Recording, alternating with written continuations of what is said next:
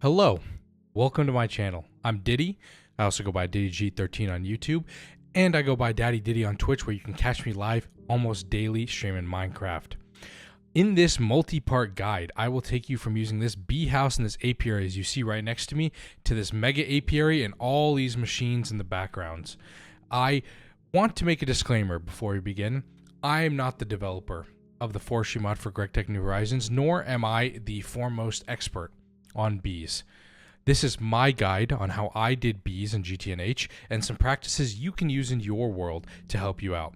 I will provide some statistics and data when I can from what I know and explain it in the most basic terms, but I will not be delving deep into the formulas and to the code for how things work. There are guides floating around the GregTech New Horizons Discord, as well as a new app in development that will give you more of the information about the code, the formulas, exact specifications, if that's what you're looking for, but this is not going to be a deep dive into that. I'm here to show you how I did things in my world, how I turned our world from having no resources to millions of resources using bees, and I want to stress that this is not the only way to do bees.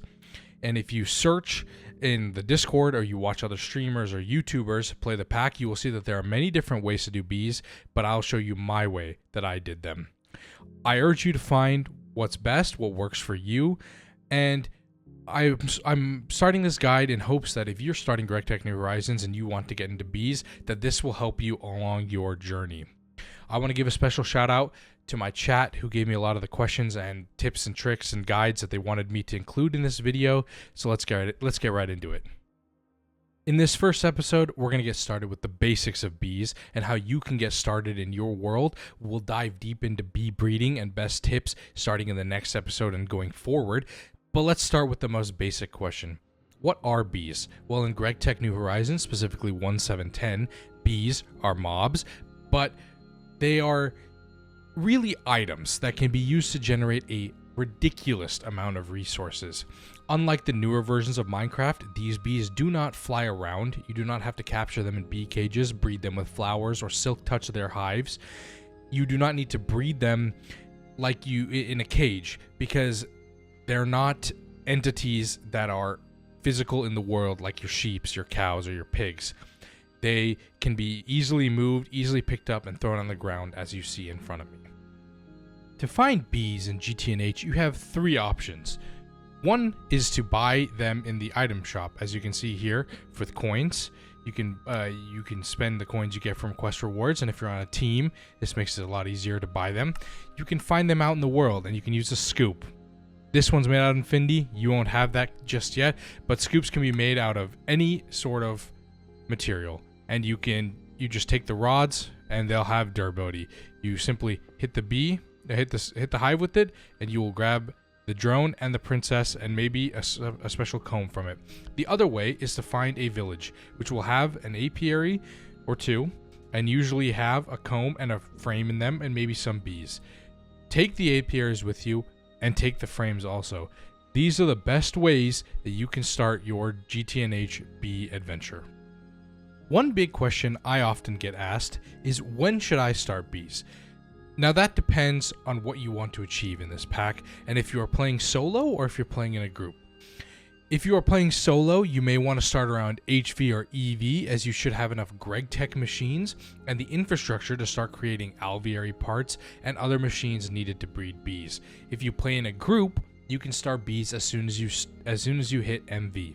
On this server that I'm currently in, I started bees on the third day the server was up, just as we were entering LV, and I knew that getting a basic supply of iron, copper, and tin from the bees would be very helpful as soon as we got an LV centrifuge, which would then process the combs into their dust variant, giving us an additional level of resources without mining. This next part is very crucial and will undoubtedly help you in your bee journey, especially when you're starting out. So if you don't listen to anything I had just mentioned, listen to this part very, very carefully. You will 1000% need Oblivion Frames and a way to repair them. Oblivion Frames can be found in the Stronghold or crafted with Thaumcraft. but that comes much later and much further down the line when you are progressed in the pack. In 1.7.10, there are 3 strongholds. That's it. So you need to search every chest because there's a chance that an Oblivion Frame will be in one of them. There are 2 ways that I found are the easiest to repair the Oblivion Frame. The first way is the Thaumic Restorer.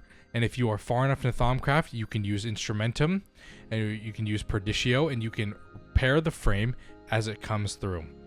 As it breaks, sorry. And as you add more, Instrumentum to your network, you'll be able to repair it better. The other way, which you can do in HV and EV, is the Hardcore Ender Expansion Essence Altar. Once you beat the Ender Dragon, you might as well beat it if you're going to head to the Stronghold and get the Oblivion Frames anyway. You can create this altar once you do a little exploring in the end. There are 2 versions of the altar, the basic and the Dragon Essence Altar, with the latter being upgradable and faster and more fuel efficient. And once you have the altar, you can just throw the repair. You can throw this on the repair. It'll have this little animation, and it will repair the item that you see in front of you. Now, if you are playing Garden of Grind, GregTech New Horizons Skyblock version, you will have to progress through the tiers of Thaumcraft and GregTech to be able to craft the Oblivion Frame, making your journey in bees a lot harder. But it's still doable. But please listen to me carefully. Get the Oblivion Frame from one of the strongholds. This is very, very important for your bee journey. One of the most important tools for bee breeding is the Beealyzer. Without this, it will be a pain, and you will not have a clear idea of what active and inactive traits that you have when you are breeding 2 bees together. You're active, you're inactive.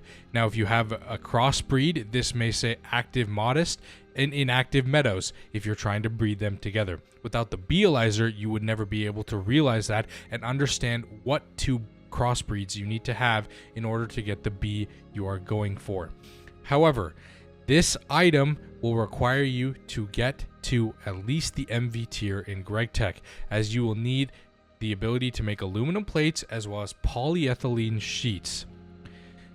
So once you're an MV, you can then craft the computer monitor cover, which then turns into the display, which then you use in the carpenter with a little bit of redstone, some tin casings, and an LV circuit to make the Beealyzer. Alternatively, you can get the Beealyzer out of loot bags from either MV, Bees Basic, which you shall get from doing some random quests here and there, as well as Bees Advanced, which you will get further down the line. If you are on a team, this quest becomes slightly easier, as many group members will get the same quest rewards, and this drops fairly often. Now let's get into the housing types for bees. There's a lot of information here, so make sure to pay attention. There are 5 ways to get resources out of bees, and let's talk about the most basic one, the bee house. The bee house is a block that you cannot automate, and it will not mutate bees.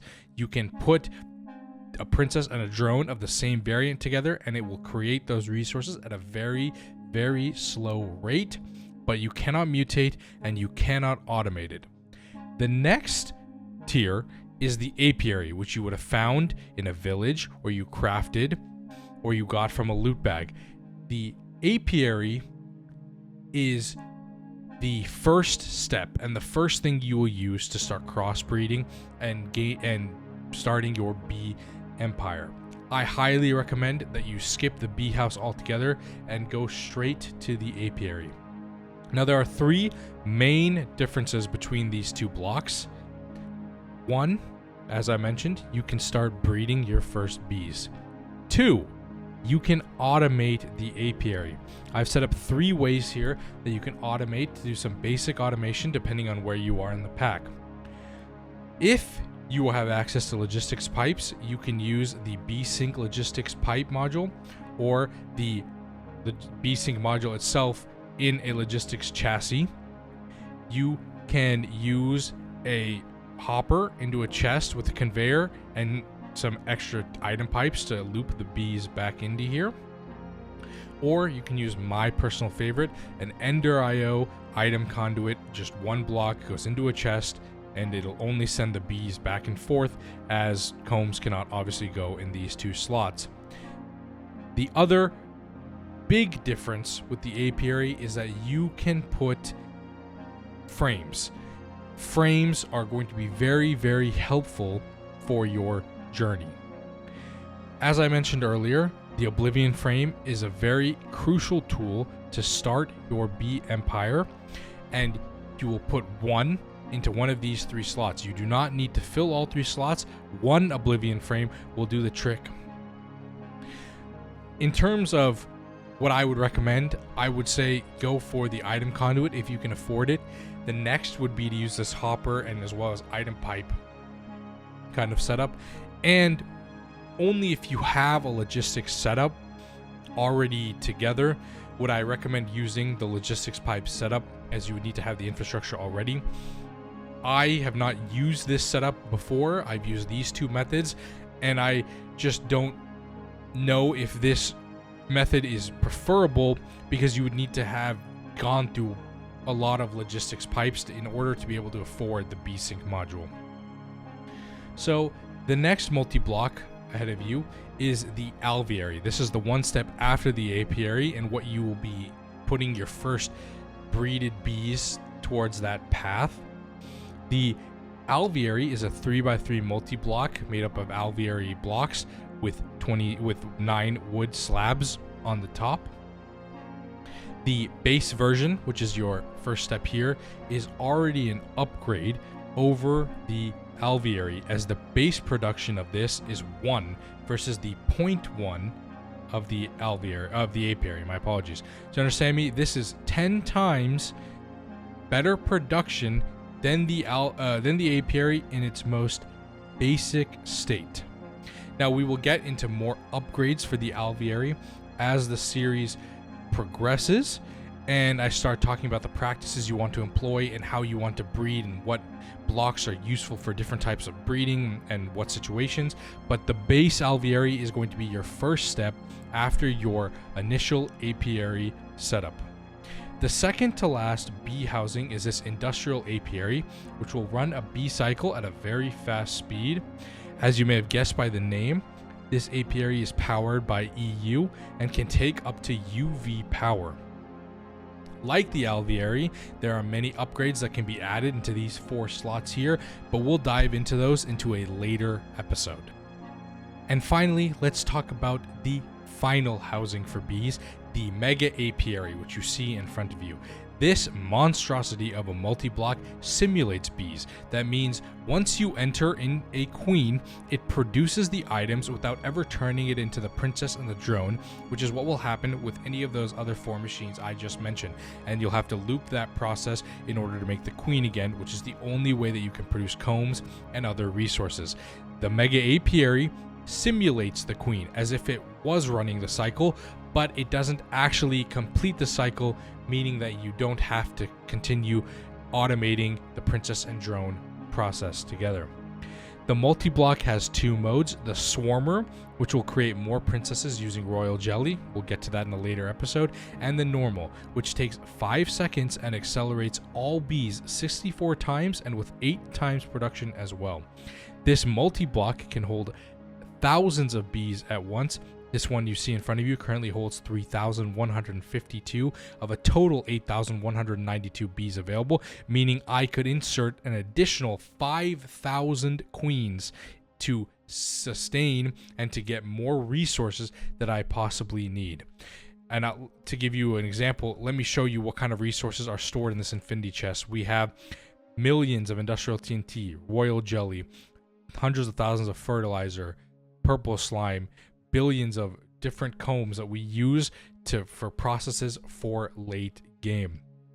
Be advised that this multi-block is extremely end game. This is towards the end of the pack. You will need Americium, you will need Fusion, you will need UV/UHV Plus to even get to this point. But I wanted to give you a broad overview of the types of housing so you can kind of see the progression that we will build to in this series.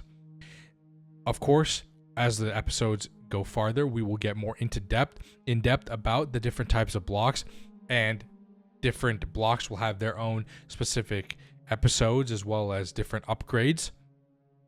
But you will see that over time, I will get you to this mega apiary, which will produce you thousands of resources in seconds.